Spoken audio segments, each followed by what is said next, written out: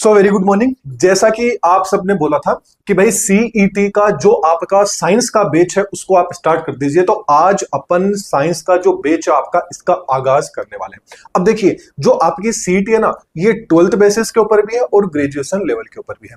तो जो 12th के ऊपर है एंड जो आपके ग्रेजुएशन लेवल पे है, इनके अंदर कुछ आपके टॉपिक्स हैं वो क्या है, मिक्स के अंदर है। तो अभी जो अपनी ये जो पूरी की पूरी आज से जो क्लासेस रहेगी, ये रहेगी जो आपकी 12th लेवल की सीईटी है इसके बेसिस पे रहेगी, साथ में जो ग्रेजुएशन की है। क्योंकि सीधी सी बात है, अपन जैसे फॉर एग्जांपल ब्लड वाले टॉपिक को आज अपन डिटेल में पढ़ेंगे, तो ये जो ब्लड वाला टॉपिक रहेगा ये 12th लेवल के अंदर भी वही है और आपका जो ग्रेजुएशन लेवल है उसके अंदर भी क्या है, ये सेम टू सेम वैसा का वैसा ही रहने वाला है। तो दोनों के दोनों जहां तक मिक्स में रहेंगे, पहले अपन कंप्लीट 12th लेवल की जो सीईटी है इसको कंप्लीट कर लेंगे। इसके बाद में यदि कुछ टॉपिक बच जाते हैं जो ग्रेजुएशन लेवल के अंदर है, उनको अपन बाद में देख लेंगे। मेन अपना किसके फोकस रहेगा, 12th लेवल की जो आपकी सीईटी की एग्जाम है इसके लिए रहेगा। तो जल्दी से चैनल को आप सब्सक्राइब कर लीजिए, क्योंकि इस कंप्लीट चैनल के ऊपर आपको 12th लेवल की साइंस है सीईटी के लिए उसके complete video lecture and complete notes रहेंगे, ये कंप्लीट रूप से आपको फ्री के अंदर मिल जाएंगे। देखिए, जैसा कि यहां पर आप देख रहे हैं ना कि लेक्चर नंबर अपना कौन सा है, ये फर्स्ट है। तो आगे आने वाली जितनी भी क्लासेस रहेगी, जितनी भी रहे, मतलब 15 क्लास में कंप्लीट हो जाए, 20 में हो जाए, 30 में हो जाए, जितनी भी क्लास में रहेगी, हर जगह यहां पर आपको लिखा हुआ मिल जाएगा कि टोटल कितनी अपने क्लास के अंदर कवर हो जाएगा। तो आप जब भी लेक्चर देखो तो बस ये नंबर देख लेना कि ये लेक्चर आपका कौन सा रहने वाला है। तो आज अपना फर्स्ट नंबर का क्या है, अपना लेक्चर रहने वाला है। आपके साइंस बैच अपन ने स्टार्ट कर लिया है और जिसके अंदर जो आपका ब्लड वाला टॉपिक है, इस ब्लड वाले टॉपिक को आज अपन इसके अंदर कंप्लीट करने वाले हैं। इसके साथ साथ के अंदर जो भी अपन यहां पर पढ़ेंगे, इसके जो कंप्लीट नोट्स रहेंगे, ये नोट्स आपको एकदम फ्री के अंदर कहां पर मिलेंगे, जो अपनी प्ले स्टोर के ऊपर एप्लीकेशन है दादीज ग्रुप ऑफ एजुकेशन, एप्लीकेशन के ऊपर आपको जाना है। इसकी लिंक है वो डिस्क्रिप्शन बॉक्स में भी दे दूंगा और डायरेक्ट आप प्ले स्टोर पे जाइएगा, दादीज ग्रुप ऑफ एजुकेशन सर्च कीजिएगा, वहां पर आपको एप्लीकेशन मिल जाएगी, उसको डाउनलोड कर लीजिएगा और वहां पर आपको सीईटी के जो नोट्स रहेंगे वो फ्री नोट्स वाले सेक्शन के अंदर आपको देखने को मिल जाएंगे। तो चलिए फिर स्टार्ट कर लेते हैं अपना जो आज का टॉपिक है ब्लड वाला। फर्स्ट नंबर का अपना ये लेक्चर रहने वाला है। ब्लड की बात करें तो जो आपका ब्लड होता है, याद रखना लिक्विड आपका कनेक्टिव क्या होता है, टिश्यू होता है, बोले तो तरल संयोजी उत्तक होता है जो आपका ब्लड होता है। इसके साथ साथ में जो आपका ब्लड होता है इसका कलर कैसा होता है, तो कलर तो आप सबको पता है, रेड कलर होता है, लाल कलर होता है। लेकिन ये लाल कलर किस कारण होता है, तो आपके ब्लड के अंदर एक पिगमेंट पाया जाता है, उस पिगमेंट का नाम क्या होता है, हीमोग्लोबिन। तो आपको ये हमेशा याद रखना है कि ब्लड का जो लाल कलर है वो आपके ब्लड के अंदर जो हीमोग्लोबिन पाया जाता है, उस हीमोग्लोबिन के कारण आपका ब्लड कैसा होता है, लाल होता है। जबकि पूछ लिया जाए कि ब्लड की पीएच कितनी होती है, तो याद रखना ब्लड की पीएच पूछ ली जाए तब तो आपको कितनी करनी है, 7.4 के समथिंग होती है।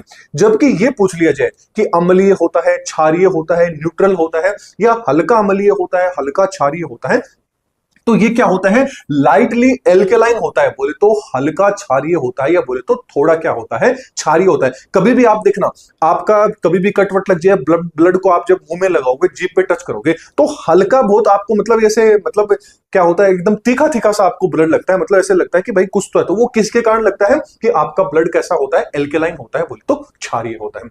जबकि बात करें जो ब्लड होता है, ये आपका कैसा होता है, एक तरह का बफर सॉल्यूशन होता है। जबकि बॉडी मतलब ब्लड के कंप्लीट वेट की बात करें, जैसे फॉर एग्जांपल मान लीजिए आपके शरीर का जो वेट है वो कितना है, 100 किलो है, तो 100 किलो वेट के अंदर जो आपका 6 से लेके 7 किलो या 8 किलो तक का जो वेट होगा, वो वेट किसका होता है, आपके शरीर में जो ब्लड होता है उसका वेट होता है। ओवरऑल बात करें तो आपके शरीर के टोटल वेट का लगभग 6 से मतलब 7 से 8% जो वेट होता है वो किसका होता है, आपके ब्लड का होता है। अब बात कर लेते हैं किस में कितना ब्लड देखने को मिलता है।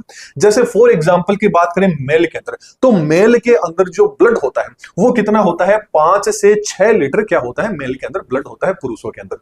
जबकि महिलाओं की बात करें तो फीमेल्स के अंदर कितना होता है, 4 से 5 लीटर क्या होता है, फीमेल्स के अंदर ब्लड होता है। तभी तो आपने देखा होगा कि फीमेल्स क्या करती है, मेल का खून पीती है। सीधी सी बात है, आपने मादा एनाफ्रीज भी देखा होगा, क्योंकि मादा एनाफ्रीज जो मच्छर होती है वो भी आपने देखा होगा कि वो तो ज्यादातर यही देखा जाता है कि फीमेल्स क्या करती है, मर्दों का खून पीती है। इसीलिए भगवान ने, नेचर ने क्या कर रखा है, मेल को ऑलरेडी क्या है 1 लीटर खून दे रखा है कि भाई तेरे अंदर 1 लीटर खून इस महिला से ज्यादा दे रहे हैं, तो क्या हो, ताकि तुम आराम से 1 लीटर खून तक क्या कर सको, तुम एडजस्ट कर सको। लेकिन खैर ये तो चलो जोक सा पार्ट था। मेन जो रीजन होता है कि फीमेल के अंदर 4 से 5 लीटर ब्लड ही क्यों होता है, तो इसका मेन रीजन क्या होता है, फीमेल्स के अंदर जो मेंस्ट्रुएशन साइकिल की जो प्रोसेस होती है, उस प्रोसेस के अंदर ब्लड का क्या हो जाता है, लॉस हो जाता है। मतलब ब्लड की क्या हो जाती है, उसके कारण कमी हो जाती है। इसलिए महिलाओं के अंदर ब्लड कितना होता है, 4 से 5 लीटर ही होता है, जबकि पुरुष के अंदर कितना होता है, मतलब मेल के अंदर कितना होता है, 5 से 6 लीटर होता है। अब मेन पॉइंट आ जाता है, आपसे पूछ लिया जाए कि जो ब्लड है, अपन जो भी स्टडी करते हैं ब्लड से रिलेटेड, उसकी स्टडी को क्या बोला जाता है, तो याद रखना उसको हीमेटोलॉजी के नाम से जाना जाता है। हीमेटो का मतलब होता है हीमोग्लोबिन, या बोले तो हीमेटो होता है, ये किसको रिप्रेजेंट करता है, आपके ब्लड को करता है। जबकि जिस भी शब्द के आगे लॉजी लग गया, उसका मतलब हो गया किसी चीज की स्टडी करना। तो यहां पर किसकी स्टडी कर रहे हैं, ब्लड की कर रहे हैं, बोले तो हीमे को कर रहे हैं, इसलिए इसको क्या बोला जाता है, आपका हीमेटोलॉजी बोला जाता है। जबकि ब्लड बनने की जो फॉर्मेशन होती है, उसको क्या बोला जाता है, हीमोपोइसिस या हीमोजेनेसिस बोला जाता है। जैसे कि अभी मैंने आपको बताया, हीमो का मतलब हो गया ब्लड से, पोइसिस का मतलब होता है किसी चीज का फॉर्मेशन होना, तो हीमोपोइसिस मतलब ब्लड बनने की जो प्रोसेस होती है उसको हीमोपोइसिस बोला जाता है। जबकि अगला आ जाता है हीमोजेनेसिस। हीमो का मतलब वही ब्लड हो गया, जेनेसिस का मतलब होता है किसी चीज को जनरेट करना। किसको जनरेट कर रहे हैं, हीमो मतलब ब्लड को, मतलब ब्लड को जनरेट करना या बनाने की जो प्रोसेस होती है बनने की, वो क्या कहलाती है, आपकी हीमेटोजेनेसिस कहलाती है। तो दोनों में से एग्जाम में कोई भी नाम आ सकता है, दोनों साथ में बिल्कुल भी नहीं आएंगे। चलिए अगला आ जाता है कि जो आपका ब्लड सर्कुलेटरी सिस्टम होता है, रक्त परिसंचरण तंत्र होता है, इसकी स्टडी को एंजियोलॉजी के नाम से क्या होता है, जाना जाता है। जबकि ये पूछ लिया, जैसे फॉर एग्जांपल मान लीजिए आपके घर में बहुत सारे पैसे होते हैं आपके पास, तो आप पैसों को कहां जमा कराते हैं, बैंक में। ठीक ऐसे यदि अपने शरीर के अंदर ब्लड थोड़ा बहुत ज्यादा बन जाता है, उसको अब स्टोर करना है, तो वो स्टोर कहां होगा, आपके स्प्लीन में होगा। इसीलिए स्प्लीन को क्या बोला जाता है, blood bank of the body के नाम से भी इसको जाना जाता है। तो ये भी वेरी इंपॉर्टेंट पॉइंट है। ये सारे के सारे पॉइंट जितनी भी अपन स्लाइड देखेंगे, जितना भी देखेंगे, हर एक चीज बहुत ज्यादा इंपॉर्टेंट रहने वाली है। तो ये ब्लड से रिलेटेड जो बेसिक चीजें हैं उनको तो अपन ने यहां पर कवर कर लिया। अब बात कर लेते हैं, जो आपका ब्लड होता है ना, ये ब्लड 2 तरह के कंपोनेंट से मिलकर बना होता है। जैसे ब्लड को यदि आप देखोगे तो एक तो ब्लड में क्या होता है, प्लाज्मा वाला पार्ट होता है, एक ब्लड में क्या होता है, फॉर्म्ड एलिमेंट होते हैं। फॉर्म्ड एलिमेंट में कौन कौन सा आ गया, जो आपकी रेड ब्लड कार्पल्स आ जाती है, आरबीसी आ जाती है, व्हाइट ब्लड कार्पल्स आ जाती है, बोले तो डब्ल्यूबीसी आ जाती है, या आपकी क्या आ जाती है, प्लेटलेट्स। ये तीनों मिलकर किसका फॉर्मेशन करती है, आपके एलिमेंट्स, फॉर्म्ड एलिमेंट का। जबकि जो प्लाज्मा होती है, अब ओवरऑल यदि आपका जो ब्लड है, इस ब्लड के अंदर जो प्लाज्मा रहेगा, ये प्लाज्मा कितना परसेंट पार्ट कवर करती है, आपका 55%। मतलब 100% जो ब्लड है उसका 55% पार्ट कौन सा होता है, प्लाज्मा। जबकि बाकी का जो 45% पार्ट बच जाता है वो कौन सा आता है, फॉर्म एलिमेंट आ जाते हैं, जिसके अंदर आरबीसी भी इंक्लूड हो जाती है, डब्ल्यूबीसी भी हो जाती है, एंड आपकी प्लेटलेट्स भी इंक्लूड हो जाती है। जबकि यदि प्लाज्मा की बात करें, अब प्लाज्मा का मात्रा क्या है आपके ब्लड में ज्यादा, इसीलिए जो आपकी प्लाज्मा होती है इसको मैट्रिक्स ऑफ ब्लड के नाम से भी जाना जाता है। बोले तो ब्लड का मैट्रिक्स होती है कौन, आपके जो प्लाज्मा होती है। ये जो प्लाज्मा होती है, याद रखना इसका सिक्रेशन कहां से होता है, लीवर से होता है। जबकि जो फॉर्म एलिमेंट में जो आपकी आरबीसी होगी, डब्ल्यूबीसी होगी, प्लेटलेट्स होगी, इनका फॉर्मेशन या ये कहां पर बनती है, तो याद रखना ये आपकी जो बोन मैरो होती है उसके अंदर बनती है। जबकि जो आपकी प्लाज्मा होती है, इस प्लाज्मा का जो कलर होता है वो कैसा होता है, लाइटली येलो कलर होता है। अब क्वेश्चन ये पूछ ले जाए कि भाई ये लाइटली येलो क्यों होता है, तो अभी अपन ने क्या बात किया है कि प्लाज्मा कहां पर बन रही है, आपके लीवर में। अब लीवर के अंदर आप सबको पता है बाइल जूस, मतलब जो आपका बिलिरुबिन होता है, ये बिलिरुबिन क्या होता है, वहां पर बनता है। अब वहां से बिलिरुबिन का कलर कैसा होता है, आपका पीला होता है। तो ये जो हल्का जो पीला होता है वो किसके कारण होता है, क्योंकि आपके लीवर में क्या बन रहा है, बिलिरुबिन बन रहा है। तो वो बिलिरुबिन की थोड़ी बहुत मात्रा होती है, वो प्लाज्मा में मिल जाती है, इसलिए प्लाज्मा का कलर कैसा होता है, थोड़ा सा आपका पीला कलर होता है। चलिए ये तो अपन ने बात कर ली। अब यहां पर आपके सामने बॉक्स के अंदर कोई 2 पॉइंट दिखाई दे रहे होंगे। पहला आ जाता है, यदि आपका जो ब्लड है, मान लीजिए आपने कोई ब्लड सैंपल लिया है, उस ब्लड सैंपल्स में से यदि आप कार्पल्स को निकाल लोगे, कार्पल्स बोले तो आप यदि इस ब्लड सैंपल के अंदर से यदि इनको निकाल लोगे, कार्पल्स यहाँ पे कौन सी आ गई, डब्ल्यूबीसी, आपकी आरबीसी आ गई, डब्ल्यूबीसी आ गई, यदि आप इनको निकाल लोगे तो लास्ट में जो बचेगा वो आपका क्या बन जाएगा, प्लाज्मा बच जाएगा। ठीक ऐसे ही अब ये जो आपका प्लाज्मा है, इस प्लाज्मा में से यदि आप फाइब्रिनोजन निकाल लेते हैं, इस प्लाज्मा में से यदि आप फाइब्रिनोजन निकाल लेते हैं तो लास्ट में क्या बन जाता है, जो भी बचेगा आपका वो क्या बन जाता है, आपका सीरम बच जाता है। तो ये वेरी इंपॉर्टेंट पॉइंट है, इसको अच्छे से याद रखिएगा। अब थोड़ा सा प्लाज्मा की बात कर लेते हैं। तो अभी अपन ने देखा कि जो प्लाज्मा होती है इसको क्या बोला जाता है, मैट्रिक्स ऑफ ब्लड के नाम से भी इसको जाना जाता है। जबकि अपन ने ये भी देखा था कि प्लाज्मा का कलर कैसा होता है, हल्का आपका पीला होता है। अब ये जो हल्का पीला होता है ये किसके कारण होता है, अभी अपन ने बात की थी, जो आपका बिलिरुबिन है इसके कारण होता है। क्यों? क्योंकि बिलिरुबिन भी कहां पर बनता है, आपके यकृत में, सॉरी आपके यकृत बोले तो आपके लीवर में बनता है। अब लीवर में बन रहा है जबकि प्लाज्मा भी लीवर में बन रहा है, इसलिए थोड़ा बहुत मिक्सचर हो जाता है तो आपका ये येलो कलर हो जाता है प्लाज्मा का। अब जो आपकी प्लाज्मा होती है, इस प्लाज्मा के अंदर भी कितना होता है, लगभग 90 से 92% जो पार्ट होता है प्लाज्मा का वो क्या होता है, वाटर होता है। जबकि 6 से 8% क्या होता है, प्लाज्मा में आपके प्रोटीन देखने को मिलते हैं और कुछ अदर सब्सटेंस भी होते हैं जो आपके 1 से 2% होते हैं। यदि मेन अपन प्रोटीन्स की बात करें तो ये पॉइंट थोड़ा सा इंपॉर्टेंट है, प्रोटीन कौन कौन से प्रेजेंट होते हैं आपकी प्लाज्मा के अंदर, ये वेरी इंपॉर्टेंट पॉइंट है। तो याद रखना, एक तो क्या होता है, एल्बुमिन प्रेजेंट होता है, एक ग्लोबुलिन प्रेजेंट होता है, एक आपका फाइब्रिनोजन या जो प्रोथ्रोम्बिन होता है, ये क्या होता है प्लाज्मा के अंदर प्रेजेंट होते हैं जो प्रोटीन है, और एक क्या होता है आपका हिपेरिन भी प्रेजेंट होता है। ये जो आपका हिपेरिन होता है, याद रखना हिपेरिन थोड़ा सा इंपॉर्टेंट है, जो आपका हिपेरिन होता है ये जो आपके ब्लड, देखिए अभी नॉर्मली आपके शरीर में ब्लड आराम से बह रहा है, ये जो ब्लड बिना क्लोट हुए आराम से पूरे शरीर के अंदर मतलब फैल रखा है, पूरे शरीर में बह रहा है, फ्लो हो रहा है, ये किस रीजन के कारण हो रहा है, आपका हिपेरिन। हिपेरिन का मेन इंपॉर्टेंट रोल ये होता है कि ये ब्लड के अंदर कहीं भी क्लोट नहीं होने देता। देखिए जब कट लग जाता है तब ये क्लोटिंग के अंदर हेल्प करता है, मतलब उस टाइम पे क्या होता है कि वो थोड़ी सी प्रोसेस ब्लड क्लोटिंग की अलग हो जाती है, उस टाइम पे क्या कर दिया जाता है, इसको इनएक्टिव कर दिया जाता है हिपेरिन को। क्यों? क्योंकि हिपेरिन का मेन मकसद क्या होता है कि ब्लड को फ्लो करते रहना। अब ब्लड ही यदि फ्लो होता रहा तो क्या होगा, आपके शरीर की, सीधी सी बात है, आपके शरीर के अंदर ब्लड की कमी हो जाएगी, क्योंकि शरीर ब्लड तो सारा बाहर निकल जाएगा। तो सबसे पहले जो ब्लड क्लोटिंग की जो मैकेनिज्म होती है उसके अंदर सबसे पहले इस हिपेरिन को ही क्या कर दिया जाता है, स्टॉप कर दिया जाता है कि भाई तू एक बार क्या है बहना रुक जा, ताकि क्या हो, जिस जगह पर लगी है ना चोट वहां पे बहना क्या कर दिया जाता है, इसको बंद कर दिया जाता है। लेकिन हिपेरिन का मेन मकसद यही होता है कि शरीर में कहीं पर भी ब्लड को जमने नहीं देता है, रुकने नहीं देता है, या ना बोले तो ब्लड क्लोटिंग नहीं होने देता है। चलिए थोड़ा सा इन प्रोटीन्स को देख लेते हैं, थोड़े से इंपॉर्टेंट है ये प्रोटीन। यदि सबसे पहले एल्बुमिन की बात करें तो एल्बुमिन कितना परसेंट होता है, लगभग 4% क्या होता है प्लाज्मा का होता है, वो भी कौन सा, याद रखना अभी मैंने यहां पर आपको बताया था कि प्रोटीन कितना होता है, 6 से 8% होता है। कितना होता है, 6 से 8। अब जो 6 से 8% होता है इसका भी 4% क्या होता है, आपका एल्बुमिन होता है।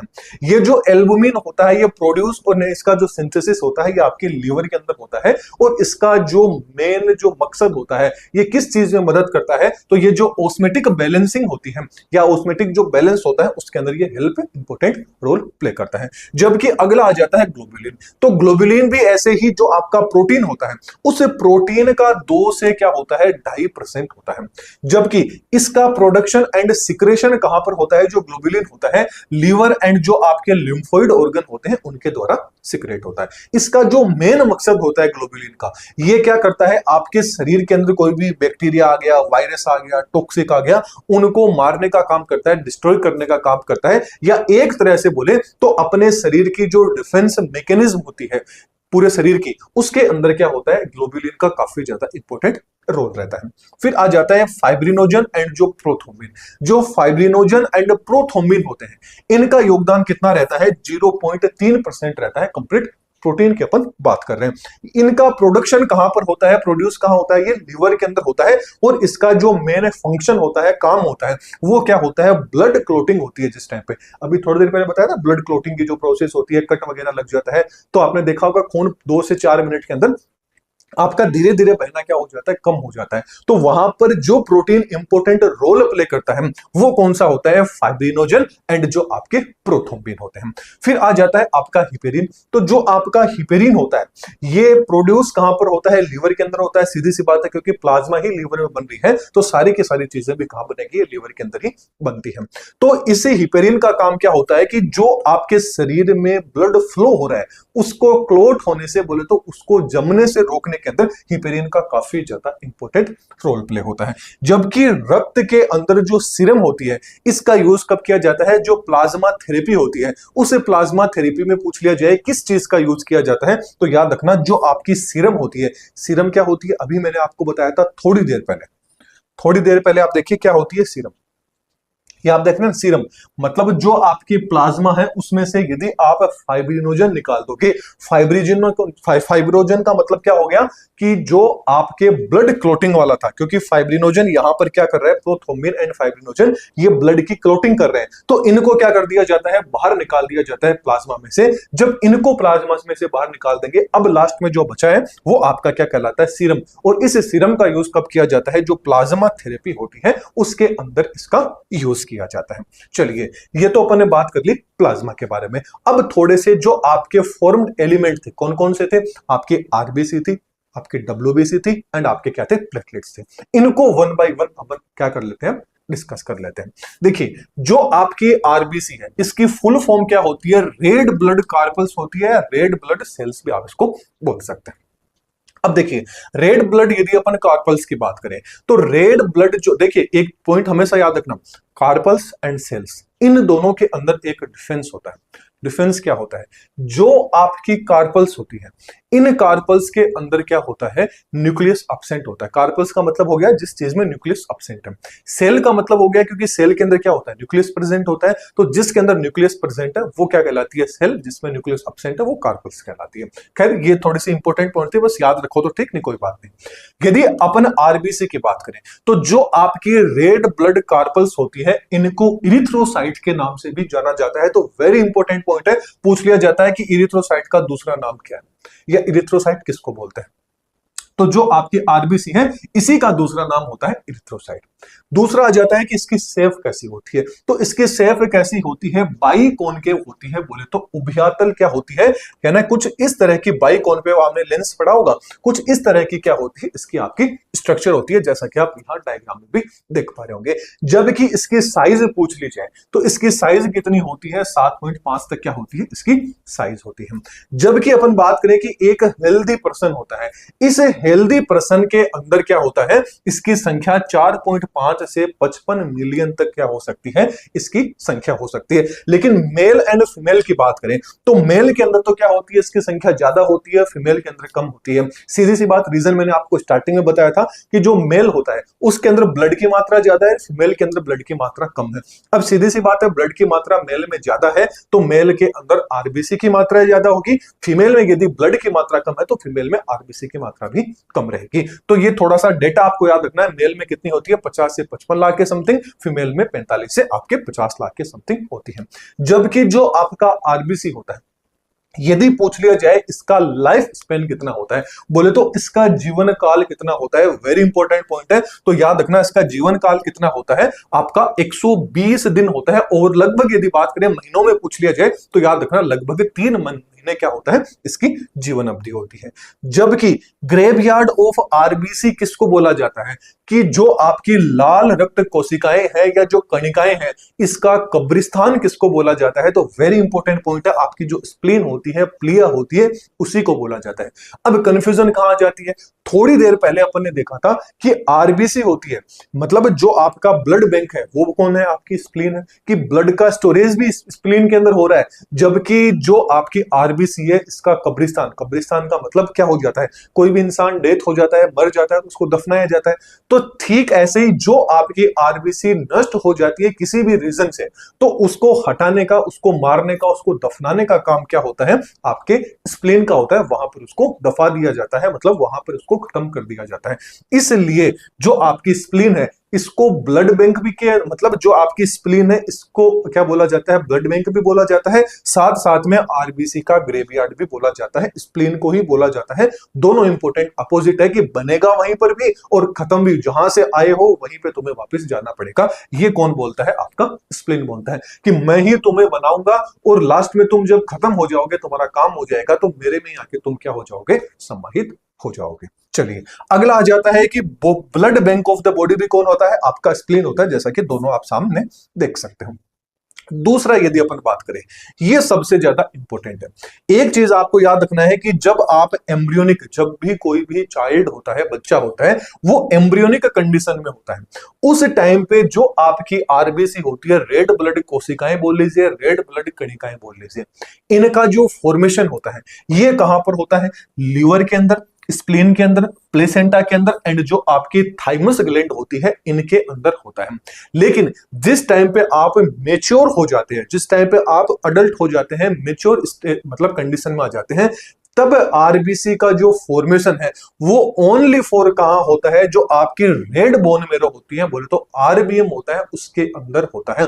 ये सबसे ज्यादा इंपॉर्टेंट है। ये दोनों के दोनों जो आपके पॉइंट रहने वाले हैं। पहला पॉइंट क्या था कि जिस टाइम पे आप एम्ब्रियोनिक कंडीशन में थे, एम्ब्रियोनिक बोले तो भ्रूणी अवस्था में थे, तब आपके अंदर जो आरबीसी बन रही थी, वो आरबीसी आपका लीवर भी बना रहा था, आपकी स्प्लेन भी बना रही थी, आपका प्लेसेंटा भी बना रहा था, क्योंकि मदर के पेट में थे आप, तो प्लेसेंटा भी बना रहा था, साथ में जो थाइमस ग्लैंड थी वो भी बना रही थी। लेकिन जब आप अडल्ट हो गए, उस टाइम पे अब आपके शरीर के अंदर जो आरबीसी बनाएगा वो कौन बनाएगा, ओनली फॉर जो आपकी बोन मेरो रहेगी, बोले तो रेड बोन मेरो रहेगी, आरबीएम रहेगी, या रेड या ओनली फॉर बोन मेरो भी एग्जाम में आ जाता है, तो आपको वो करके आना है। देखिए दोनों साथ में नहीं आएगा, या तो रेड बोन मेरो पूरा लिखा हुआ आएगा या ओनली फॉर बोन मेरो लिखा हुआ आएगा, दोनों साथ में नहीं आएंगे। ये अपन ने थोड़ा सा इसका बेसिक देख लिया। अब आगे बात कर लेते हैं, थोड़ा सा स्प्लीन का नाम आया है तो स्प्लीन भी देख लेते हैं। अब देखिए जो आपकी स्प्लीन होती है ना, ये किसका आकार कैसा होता है, ये थोड़ी सी ट्राइएंगुलर होती है, बोले तो आपकी त्रिकोणाकार होती है। जबकि शरीर का ब्लड बैंक है वो आपका स्प्लीन को ही कहा जाता है। इसके साथ साथ में जो आरबीसी का कब्रिस्तान है वो भी किसको बोला जाता है, स्प्लीन को बोला जाता है। अब जो आपकी प्लीहा होती है ना, इस प्लीहा के अंदर बोले तो जो स्प्लीन होती है, इसके अंदर सीधी सी बात, अभी अपन ने क्या बात की थी कि इसको ब्लड बैंक भी बोला जाता है।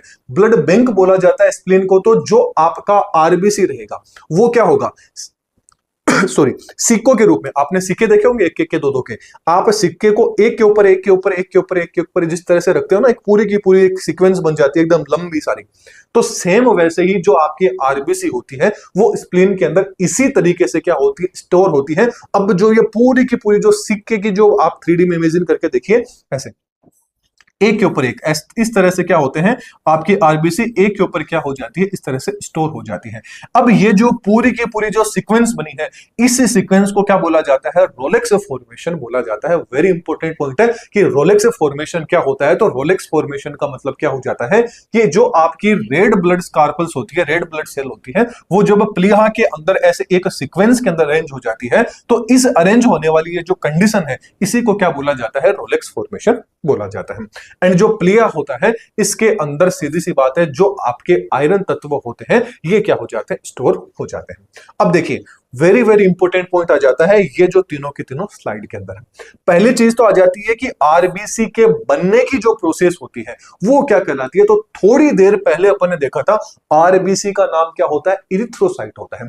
तो सीधी सी बात है, इरिथ्रोपोइसिस, इरिथ्रो का मतलब तो क्या हो गया, आरबीसी का बनना, मतलब आरबीसी हो गया, और पोइसिस का मतलब अभी थोड़ी देर पहले बताया था किसी चीज का फॉर्मेशन होना।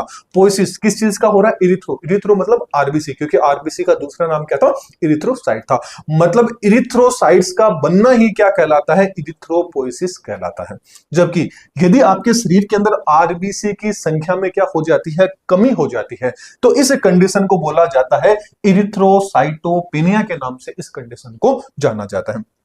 अब देखिए, यदि आपके शरीर में आरबीसी की कमी होगी, या आप बोल सकते हैं कि आरबीसी की कमी होगी, तो सीधी सी बात है आपके शरीर में ब्लड की भी क्या हो जाती है, कमी हो जाती है। अब शरीर में यदि ब्लड की कमी होगी तो इस कंडीशन को क्या बोला जाता है, एनीमिया बोला जाता है। क्या बोला जाता है, एनीमिया। आपने एक डिजीज का भी नाम सुना होगा, sickle cell anaemia. Sickle cell anaemia में क्या होता है, आपके शरीर में खून की कमी हो जाती है, साथ में जो आपकी आरबीसी होती है, ये आरबीसी क्या होती है, हंसियाकार हो जाती है। कैसी हो जाती है, आपकी आरबीसी सिकल सेल जैसी हो जाती है, मतलब जिसको सिकल सेल एनीमिया बोला जाता है, हंसियाकार आपकी आरबीसी हो जाती है। तो ओवरऑल बात करें, एनीमिया का मतलब क्या हो जाता है, खून की कमी होगी।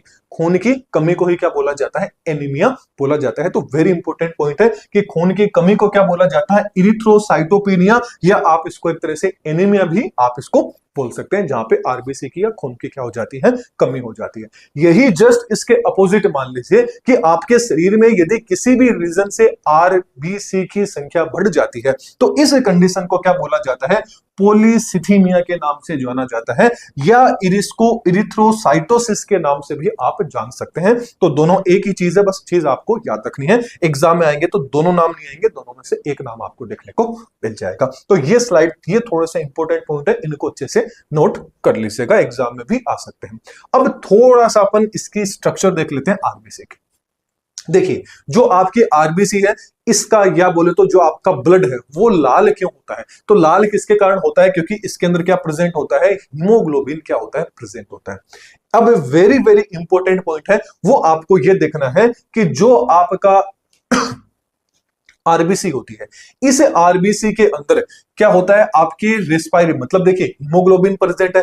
हीमोग्लोबिन क्या होता है, एक तरह का आपका रेस्पिरेटरी पिगमेंट होता है, जो कैसा होता है, लाल कलर का होता है, और इसके अंदर आयरन प्रेजेंट होते हैं। और मेन इसका जो फंक्शन है वो क्या होता है, जो गैस होते हैं, यानी जो आपका O2 हो गया, CO2 हो गया, इनको एक जगह से दूसरी जगह बोले तो ट्रांसपोर्ट करने का जो काम है वो किसका रहता है, आपका हीमोग्लोबिन का रहता है। अब गौर से देखोगे तो मैंने सिर्फ इस डायग्राम में हीमोग्लोबिन क्या है बना लिया। पूरे डायग्राम में सिर्फ आपको ये रेड रेड कलर के डॉट ही देखने को मिलेंगे, इसके अलावा और कुछ भी नहीं देखने को मिलेगा, क्योंकि और भी काफी सारे सेल ऑर्गेनल होते हैं। क्योंकि मैंने अभी आपको बताया कि और भी सेल ऑर्गेनल कौन कौन से होते हैं, जैसे आपका एंडोप्लाज्मिक रेटिकुलम हो गया, न्यूक्लियस आपका हो गया, माइटोकॉन्ड्रिया हो गया, गोल्जी बॉडी हो गया। तो ये जितनी भी चीजें हैं, ये मैंने इसमें कहीं कुछ भी नहीं बनाया, मतलब ये सारी के सारी चीजें क्या होती है, आपके आरबीसी के अंदर अब्सेंट होती है। Very very most important point है कि जो आपकी आरबीसी होती है, इसमें न्यूक्लियस हो गया, एंडोप्लाज्मिक रेटिकुलम हो गया, माइटोकॉन्ड्रिया हो गया, और भी जो आपके सेल ऑर्गेनल है, वो सारे के सारे क्या होते हैं, इसमें अब्सेंट होते हैं। अब रीजन पूछ लिया जाए कि भाई इसमें अब्सेंट क्यों होते हैं, तो सीधी सी बात है, अभी अपन ने पढ़ा कि आरबीसी का जो मेन फंक्शन होता है, क्योंकि आरबीसी में क्या प्रेजेंट होता है, हीमोग्लोबिन। हीमोग्लोबिन का मेन मकसद क्या होता है, गैस को ट्रांसपोर्ट करने का काम होता है। तो यदि इसके अंदर हीमोग्लोबिन की जगह ये और भी चीजें होगी, तो सीधी सी बात है कि गैसों का ट्रांसपोर्ट हो वो अच्छे से नहीं हो पाएगा। जैसे मान लीजिए एक आपकी लॉरी है, एक गाड़ी, एक वैन है, उस वैन का मेन मकसद है कि इसके अंदर only for cold drinks he cold drinks जाएगी, इसके अलावा कोई भी चीज नहीं जाएगी। अब यदि उसमें आप चीनी के कट्टे भी डाल देते हो, उसमें चाय के कट्टे भी आप डाल देते हो, उसमें बिस्किट्स भी आप डाल देते हो, तो क्या होगा, जो मेन मकसद किसका था, कोल्ड ड्रिंक ले जाने का था, अब वो कोल्ड ड्रिंक की संख्या क्या होगी, उसमें कम होगी। कम होगी तो सीधी सी बात है कि आपको कहीं ना कहीं किसी न किसी चीज का क्या होगा, लॉस होगा। क्यों, क्योंकि ज्यादातर लोग आपसे क्या खरीद रहे थे, कोल्ड ड्रिंक खरीद रहे थे। वही चीज हो जाती है कि आप एक्स्ट्रा यदि इसमें चीज होगी, तो सीधी सी बात है गैसों का एक्सचेंज अच्छे से नहीं हो पाएगा। इसलिए सारी की सारी चीजें क्या होती है, इसमें अब्सेंट होती है। ओनली फॉर हीमोग्लोबिन की संख्या इसमें ज्यादा होती है। अब हीमोग्लोबिन की संख्या इसमें ज्यादा है, बाकी और संख्या इसमें कम है। मेन जो आपकी माइटोकॉन्ड्रिया होता है, ये माइटोकॉन्ड्रिया क्या होती है, आपकी एब्सेंट होती है। अब माइटोकॉन्ड्रिया यदि इसमें एब्सेंट है, तो इसमें जो रेस्पिरेशन होगा वो भी कैसा होता है, एनएरोबिक रेस्पिरेशन देखने को मिलता है। क्यों एनएरोबिक क्यों देखने को मिलेगा, क्यों, क्योंकि इसके अंदर माइटोकॉन्ड्रिया आपकी क्या होती है, एब्सेंट होती है। अब इसके अंदर न्यूक्लियस भी नहीं है, तो सीधी सी बात है कि इसके अंदर जो डिवीजन की कैपेसिटी होती है, मतलब 1 से 2 होने की जो कैपेसिटी है, वो भी इसमें एब्सेंट होती है। मतलब इसके अंदर क्या होता है, सेल डिवीजन की एबिलिटी क्या होती है, एब्सेंट होती है। किसके कारण होती है, क्यों, क्योंकि इसके अंदर न्यूक्लियस आपका एब्सेंट होता है। जबकि अब आगे वही चीज बात कर लेते हैं कि यदि अपन मेमल्स की बात करें, स्तनधारियों की बात करें, सबसे ज्यादा इंपॉर्टेंट पॉइंट है, याद रखिएगा कि मेमल्स के अंदर जो आपका आरबीसी होता है, क्या ना आरबीसी होती है, रेड ब्लड कार्पल्स होती है, इनके अंदर केंद्रक क्या होता है आपका अनुपस्थित होता है, अब्सेंट होता है, जितने भी आपके मेमल्स होते हैं। लेकिन यहां पर एक छोटा सा अपवाद ये आ जाता है कि जो आपका ऊंट एंड जो आपका लांबा होता है, इनके अंदर क्या होता है, आरबीसी के अंदर केंद्रक क्या होता है, अब्सेंट होता है। अब आपसे ये नहीं पूछा जाएगा कि किसके अंदर केंद्रक अनुपस्थित होता है, ये पूछा जाएगा कि ऐसा कौन है जो आपका मेमल्स है, बोले तो स्तनधारी भी है, लेकिन उसके जो आरबीसी होता है उसके अंदर केंद्रक क्या होता है, प्रेजेंट होता है। तो ये एग्जाम्पल आपको याद रखना है, ऊंट एंड जो लामा होते हैं इनके अंदर आरबीसी क्या होती है, आपकी प्रेजेंट होती है। जबकि ये पूछ लिया जाए कि जो आपके स्तनधारी होते हैं इनके अंदर सबसे छोटी आरबीसी किसमें देखने को मिलेगी, तो जो आपका कस्तूरी मर्ग होता है उसके अंदर, यानी डियर होता है आपका, उसके अंदर आपको ये देखने को मिलेगी, है ना, मस्क जो आपका डियर होता है उसके अंदर आपको सबसे छोटी आरबीसी देखने को मिलती है। ठीक ऐसे ही पूछ लिया जाए कि सबसे बड़ी आरबीसी, यदि मेमल्स की बात कर रहे हैं तब तो सबसे बड़ी आरबीसी सीधी सी बात है किसमें देखने को मिलेगी, हाथी के अंदर देखने को मिलेगी, क्योंकि मेमल्स के अंदर प्रेजेंट टाइम में हाथी क्या है, सबसे बड़ा है, तो हाथी सबसे बड़ा है तो उसकी आरबीसी भी सबसे बड़ी होगी। यदि अपन ऐसे ही पूछ लिया जाए कि भाई एम्फीबियंस के अंदर बताइए, तो एम्फीबियन के अंदर जो एक्वेटिक आपका सेलामेंट होते हैं उनके अंदर क्या होती है, आपकी आरबीसी होती है, उसकी साइज क्या होती है, काफी ज्यादा बड़ी आपको देखने को मिलती है, जो किसके अंदर आ जाते हैं, जलीय सेलामेंडर आपके एम्फीबियन के अंदर आ जाते हैं। जबकि अगला आ जाता है कि अभी मैंने बताया कि आरबीसी की संख्या कम भी हो सकती है, ज्यादा भी हो सकती है, तो ये कौन सा इंस्ट्रूमेंट होता है जिसके द्वारा अपन इसको मेजरमेंट कर सकते हैं, तो जिस इंस्ट्रूमेंट का नाम होता है उसको हीमोसाइटोमीटर या इरिथ्रोसाइटोमीटर के नाम से भी जाना जाता है। हीमो का मतलब हो गया ब्लड से, साइटोमीटर मतलब क्या हो गया कि जो भी मीटर मतलब मापने का जो यंत्र होता है, इरिथ्रो का मतलब आपके आरबीसी से हो गया, मीटर मतलब मापना हो गया। तो याद रखना आरबीसी की संख्या को मापने के लिए जिस इंस्ट्रूमेंट का यूज करते हैं उसको हीमोसाइटोमीटर या इरिथ्रोसाइटोमीटर के नाम से भी जाना जाता है। वेरी इंपॉर्टेंट पॉइंट है। तो ये साथ में प्ले स्टोर वाली एप्लीकेशन एक बार फिर से रिपीट कर देता हूं, कंप्लीट जो आपके साइंस के सीईटी के नोट्स रहेंगे कंप्लीट रूप से फ्री के अंदर आपको कहां मिल जाएंगे, जो भी यहां पर स्लाइड में अपन पढ़ रहे हैं ना, ये सारे के सारे नोट्स आपको पीडीएफ के फॉर्मेट के अंदर आपको जो प्ले स्टोर वाली एप्लीकेशन है, जैसे जैसे लेक्चर आते रहेंगे वैसे वैसे वहां पर नोट्स भी आपके अपलोड होते रहेंगे। चलिए अगला आ जाता है आपका डब्ल्यूबीसी, व्हाइट ब्लड कार्पल्स या व्हाइट ब्लड सेल्स अपन को बोल देते हैं। जो आपकी डब्ल्यूबीसी होती है, याद रखना डब्ल्यूबीसी का जैसे आपकी आरबीसी का नाम था इरिथ्रोसाइट, वैसे ही डब्ल्यूबीसी का नाम भी क्या होता है, ल्यूकोसाइट होता है। क्या बोला जाता है इसको, ल्यूकोसाइट के नाम से जाना जाता है। जो आपकी आरबीसी थी इसमें क्या था, रेस्पिरेटरी, मतलब जो आपका पिगमेंट था, ये रेस्पिरेटरी पिगमेंट क्या था उसके अंदर प्रेजेंट था, इसीलिए वो जो पिगमेंट उसमें प्रेजेंट था वो कौन सा था, हीमोग्लोबिन था, इसलिए उसका कलर लाल था। अब जो आपकी डब्ल्यूबीसी होती है इसके अंदर क्या होता है, किसी भी तरह प्रकार का पिगमेंट क्या होता है, प्रेजेंट नहीं होता है, बोले तो अब्सेंट होता है। अब पिगमेंट ही इसमें अब्सेंट है तो इसका कलर भी कैसा नहीं होगा, बोले तो ये कैसी होती है, आपकी कलरलेस होती है। तो डब्ल्यूबीसी आपकी कैसी होती है, कलरलेस होती है। रीजन पूछ लिया जाए क्यों, क्योंकि इसके अंदर किसी भी प्रकार का जो पिगमेंट होता है वो पिगमेंट इसमें नहीं देखने को मिलता है। जबकि इसकी शेप की बात करें तो अमीबोइड शेप होती है, यानी इसका कोई फिक्स आकार है वो बिल्कुल भी नहीं होता। जैसे अमीबा अपना आकार कैसे भी चेंज कर लेता है ना, ऐसे ये भी अपना आकार कैसे भी चेंज कर सकती है, तो अमीबोइड इसका आकार होता है। यदि अपन नंबर की बात करें तो याद रखना इसका नंबर कितना हो सकता है, 8000 से लेके 11000 तक एक 100 ml जो ब्लड होता है उतनी इसकी मात्रा हो सकती है। जबकि इसके लाइफ स्पेन की बात करें तो याद रखना 4 से 5 दिन तक ही क्या होता है, इसका लाइफ स्पेन होता है। ओवरऑल बात करें तो इसका लाइफ स्पेन कितना होता है, काफी ज्यादा कम होता है। हाईएस्ट पूछ लिया जाए तो 15 दिन से ज्यादा क्या है इसका लाइफ स्पेन बिल्कुल भी नहीं होता है। जबकि ये कैसी होती है, न्यूक्लिएटेड सेल होती है, मतलब इसके अंदर आपको न्यूक्लियस देखने को मिलेगा। इसलिए अपन इसको क्या है, कार्पल्स नहीं कहेंगे, इसको व्हाइट ब्लड सेल के नाम से अपन जानेंगे। यदि इसके अंदर न्यूक्लियस नहीं होता, मतलब नहीं होता, तब इसको अपन क्या बोलते हैं, व्हाइट ब्लड कार्पल्स बोलते हैं। अभी क्या है, इसके अंदर न्यूक्लियस प्रेजेंट है, तो इसको अपन क्या बोलेंगे, व्हाइट ब्लड सेल्स के नाम से इसको जाना जाता है। चलिए आगे बात कर लेते हैं। तो जो आपकी डब्ल्यूबीसी होता है, इसका देखिए, जो आपकी आरबीसी था, इसका मेन फंक्शन क्या था कि ये वो क्या करती है कि ब्लड के अंदर हीमोग्लोबिन की मात्रा रखती है, और साथ में जो भी आपके गैस एक्सचेंज होता है, O2 हो गया, CO2 हो गया, इनको ट्रांसपोर्ट करने का मेन काम किसका था, आपके आरबीसी का था। जबकि जो आपकी डब्ल्यूबीसी है, इसका मेन काम होता है आपकी जो इम्यूनिटी होती है, इस इम्यूनिटी को बनाए रखने के अंदर जो मेन इंपॉर्टेंट रोल होता है वो किसका होता है, आपकी डब्ल्यूबीसी का। तो डब्ल्यूबीसी एक तरह से आपके शरीर की सोल्जर होती है। क्या होती है, आपके शरीर का जो सोल्जर होता है, जो सिपाही होता है, वो सिपाही किसको बोला जाता है, डब्ल्यूबीसी को बोला जाता है। क्यों, क्योंकि अपने शरीर के अंदर जो रोग प्रतिरोधक क्षमता होती है, बोले तो जो इम्यूनिटी होती है, आपकी इम्यूनिटी होती है, इस इम्यूनिटी के लिए रिस्पॉन्सिबल कौन होती है, आपकी डब्ल्यूबीसी होती है। अब ठीक ऐसे ही बात कर लेते हैं कि डब्ल्यूबीसी के बनने की जो प्रोसेस होती है, तो वही चीज आ गया ल्यूकोपोइसिस। ल्यूको किसको बोलते हैं, ल्यूकोसाइट किसको बोलेंगे, डब्ल्यूबीसी। मतलब पोइसिस का मतलब हो गया बनना, मतलब ल्यूकोसिस का मतलब ल्यूकोसाइट का बनने की जो प्रोसेस होती है उसको क्या बोला जाता है, ल्यूकोपोइसिस बोले तो डब्ल्यूबीसी कि बनने के प्रोसेस को ल्यूकोपोइसिस बोलेंगे।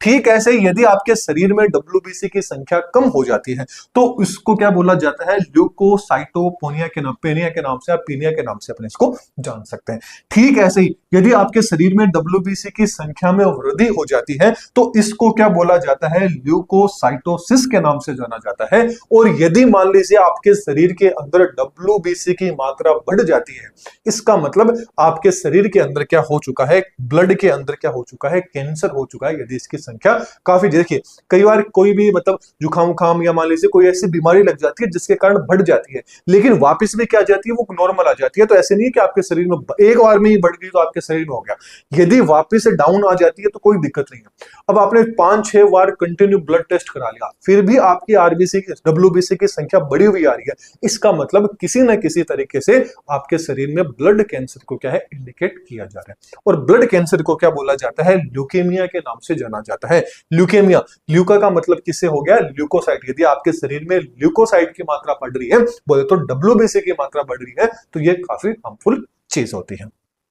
चलिए अब आगे बात कर लेते हैं कि जो आपकी डब्ल्यूबीसी होती है, ये डब्ल्यूबीसी क्या होती है, दो तरह की होती है। अब दो तरह की कैसे, एक के अंदर तो क्या होगा, जो आपके ग्रेन्यूल्स रहेंगे वो यदि प्रेजेंट है, यानी आपके ग्रेन्यूल्स प्रेजेंट है साइटोप्लाज्म के अंदर, तब तो वो ग्रेन्युलोसाइट के नाम से जाएगी। यदि आपके साइटोप्लाज्म के अंदर या तो क्लियर रूप से आपको नहीं दिखाई दे रहे हैं, या मान लीजिए कंप्लीट रूप से ग्रेन्युलर क्या होते हैं, आपके एब्सेंट होते हैं, तो उनको क्या बोला जाता है, एग्रेन्युलोसाइट के नाम से जाना जाता है। जो आपकी ग्रेन्युलोसाइट्स होते हैं ये आपके कहां बनती है, बोन मैरो में बनती है, और एग्रेन्युलोसाइट्स होते हैं ये भी बोन मैरो में बनती है। ओवरऑल बात करें, चाहे आरबीसी ले लीजिए, डब्ल्यूबीसी ले लीजिए, या आपकी प्लेटलेट्स ले लीजिए, इन सबका फॉर्मेशन कहां होता है, आपकी जो बोन मैरो होती है उसके अंदर होता है। जबकि देखिए जो आपके ग्रेन्युलोसाइट होते हैं, ग्रेन्युलोसाइट के अंदर कौन कौन आ जाता है, एक तो आपका एसिडोफिल्स आ जाते हैं, जिसको अपन इओसिनोफिल्स के नाम से भी अपन जानते हैं। दूसरा आ जाता है बेसोफिल, फिर आ जाता है न्यूट्रोफिल्स। ठीक ऐसे ही एग्रेन्युलोसाइट्स की, देखिए ग्रेन्युलोसाइट, एग्रेन्युलोसाइट का मतलब हो गया न्यूक्लियस किसके अंदर, केंद्रक किसमें प्रेजेंट है, किसमें प्रेजेंट नहीं है ना, ग्रेन्यूल्स किसमें प्रेजेंट है, किसमें नहीं है।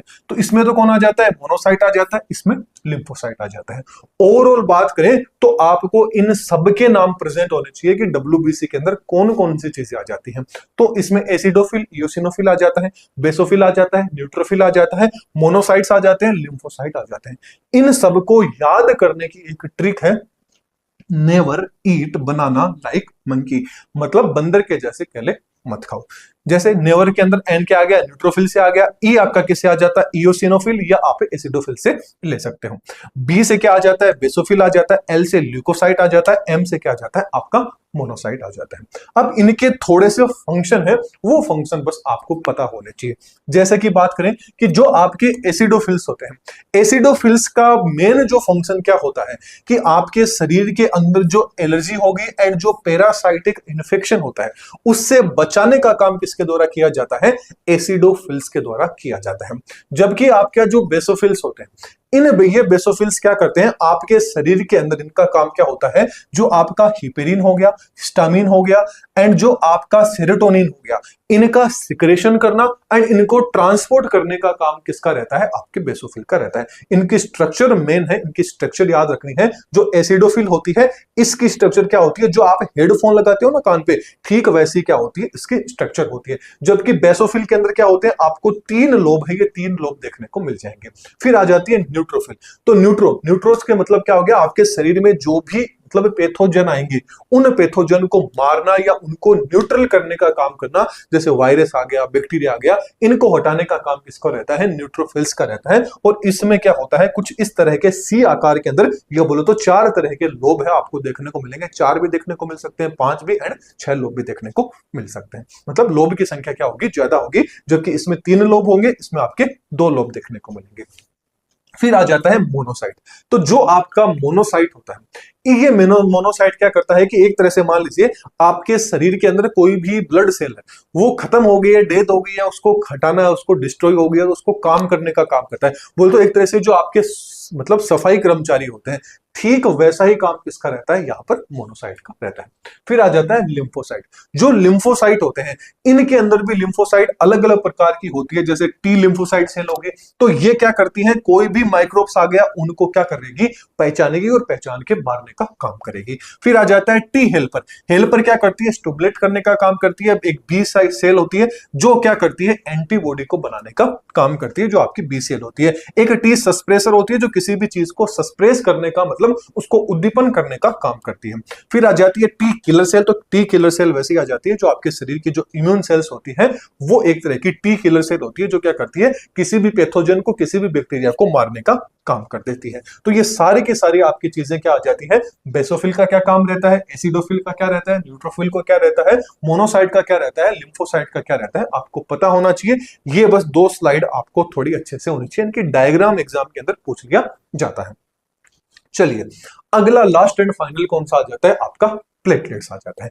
प्लेटलेट्स की बात करें तो प्लेटलेट्स को क्या है? थ्रोम्बोसाइट के नाम से भी जाना जाता है। इसकी साइज कितनी होती है? 2 से 3 इसकी क्या होती है? साइज होती है। आगे यदि अपन इसके फॉर्मेशन की बात करें तो इसका जो फॉर्मेशन होता है, ये क्या होता है? बोन मेरो के अंदर बनती है। कहां बनती है? बोन मेरो के अंदर क्या होता है इसका निर्माण? 2 से 3 यहाँ पे माइक्रोमीटर आ जाता है। पीछे वाले के अंदर भी 2 से 3 माइक्रोमीटर आ जाएगा। फिर बात कर लेते हैं इसकी लाइफ, मतलब जीवन काल इसका कितना होता है। तो जीवन काल कितना होता है इसका? 6 से 7 दिन तक क्या होता है? इसका लाइफ स्पेन होता है।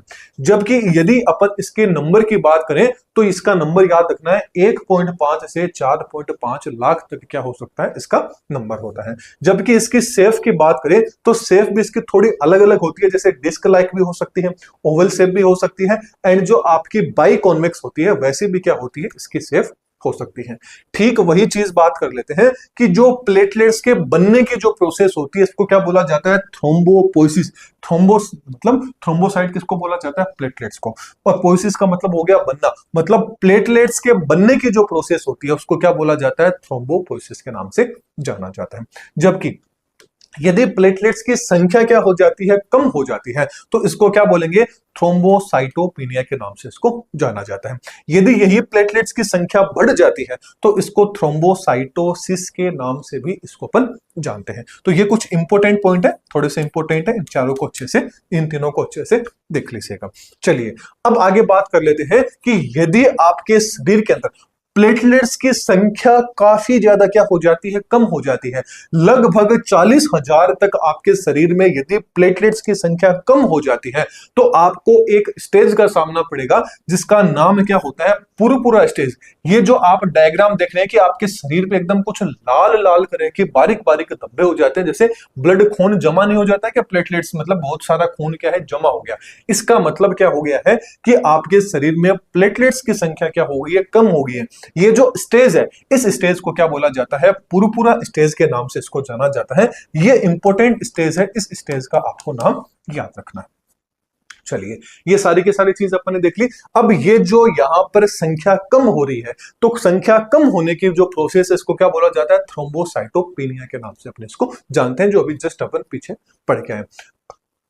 फिर अब जो आपकी प्लेटलेट्स है, इसका मेन फंक्शन क्या था, जैसा कि अपन ने बात किया था कि जो ब्लड की क्लोटिंग होती है, इसे ना रक्त का जो थक्का जमना होता है, इसके अंदर काफी ज्यादा इंपॉर्टेंट रोल प्ले करती है कौन, जो आपकी प्लेटलेट्स होती हैं। तो ये कंप्लीट रूप से अपन ने क्या देख लिया, ब्लड के बारे में देख लिया कि ब्लड के अंदर एक पार्ट तो क्या होता है, प्लाज्मा वाला होता है, एक पार्ट क्या होता है, फॉर्म एलिमेंट वाला होता है।